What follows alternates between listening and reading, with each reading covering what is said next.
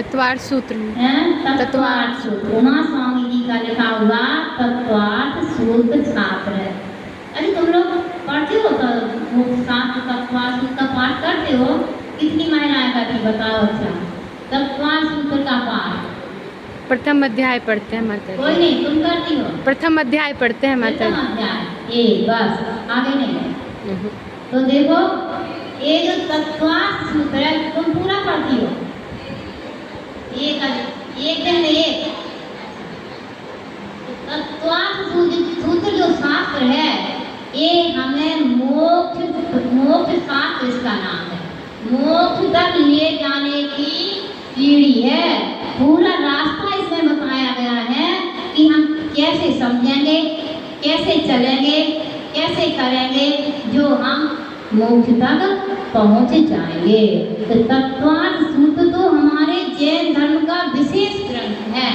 जैसे ना ईसाइयों में क्या है, बाइबल, और हिंदुओं मुसलमानों में कुरान और हिंदुओं में गीता, उसी प्रकार से जैनों में तत्वार्थ सूत्र का विशेष महत्व है। और तत्वार्थ सूत्र कौन सी भाषा में है? संस्कृत भाषा में है। तो थोड़ी संस्कृत का ज्ञान भी होना चाहिए और तत्वार्थ सूत्र पढ़ने का भी ज्ञान होना चाहिए।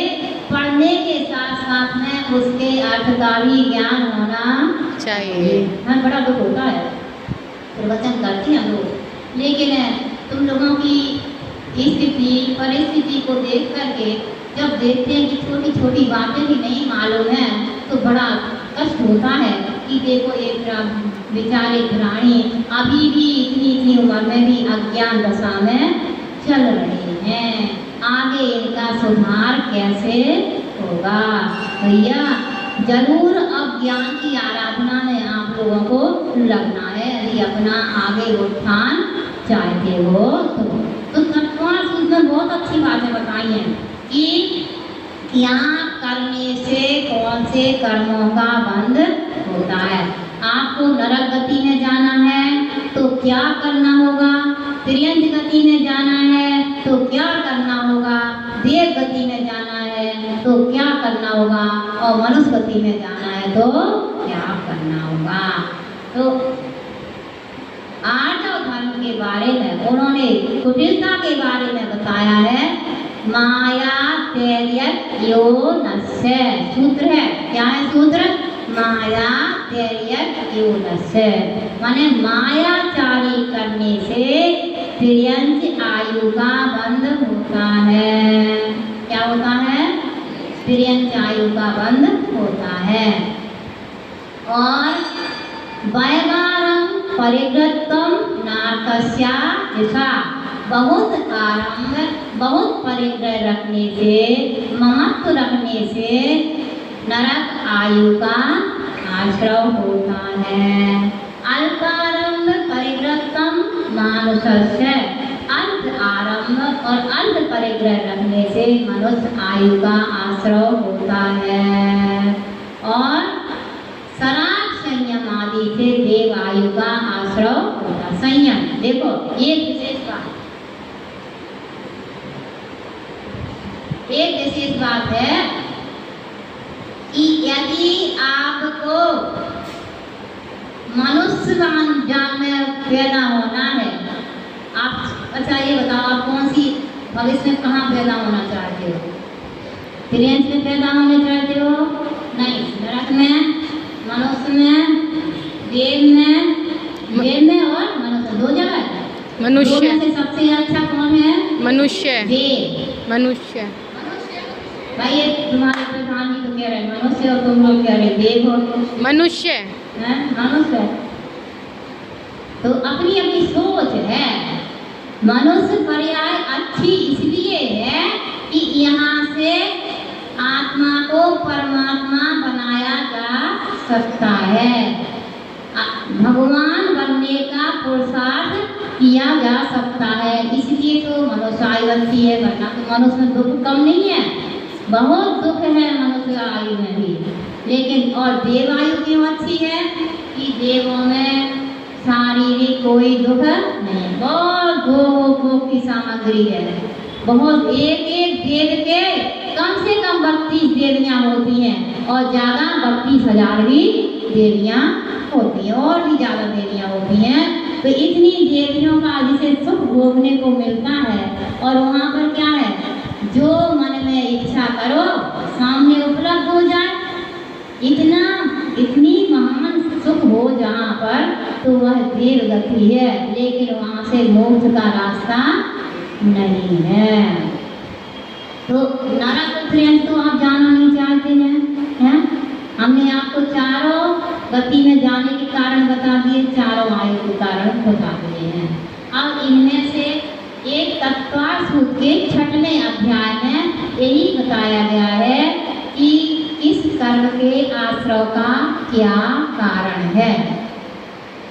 माया तेर्यज्ञ, मायाचारी करने से त्र्यंच आयु का आश्रय होता है। और मायाचारी किसे कहते हैं?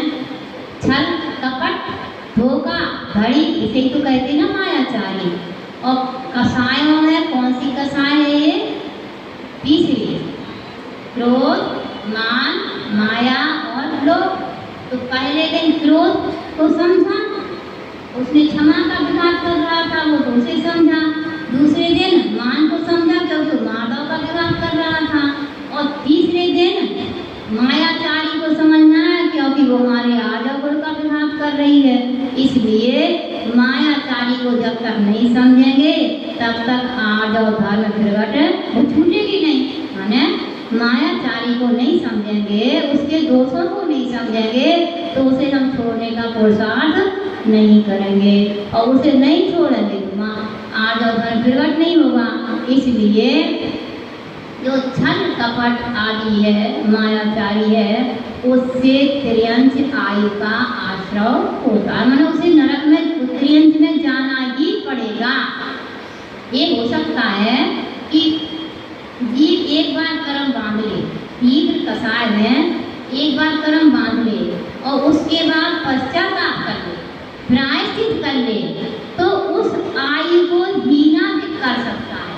माने पश्चाताप करेगा तो त्र्यंच आयु को कम कर लेगा और संश्लेषता करेगा उसी में ज़्यादा। मतलब पाप करके खुशी मनाना है ना, होता है ऐसा। किसी जीव को मार लो और फिर खुशी मनाओ। अच्छा, बहुत जो शिकारी होते हैं ना, शिकार करते हैं तो शिकार करके क्या खुशी मनाते हैं। तो पाप करके खुशी मनाने से क्या होता है, संक्लिष्टता अधिक होती है और उससे अशुभ कर्म का आश्रय और अधिक बढ़ जाता है, उसका स्थिति अनुमान बहुत अधिक हो जाता है। तो किसी ने आयु त्र्यंच आयु का आश्रय कर लिया। अब हो सकता है जिस क्रिया से, जिस मायाचारी से किसी को ठग करके, किसी को धोखा दे करके उसने त्र्यंच आयु का आश्रय कर लिया। अब बाद में वो उसे ज्ञान मिला और ज्ञान मिलने के बाद उसने पश्चाताप किया, अरे मैंने अपने जीवन में बहुत बड़ी गलती कर ली, मुझे ऐसा नहीं करना चाहिए था। ऐसा पश्चाताप किया तो उसके जो त्र्यंच आयु है वो अधिक समय की बची थी, अधिक ज़्यादा बुरा फल देने वाली थी, वह कुछ कम हो जाएगा। लेकिन जाना तो उसे त्र्यंच में ही पड़ेगा।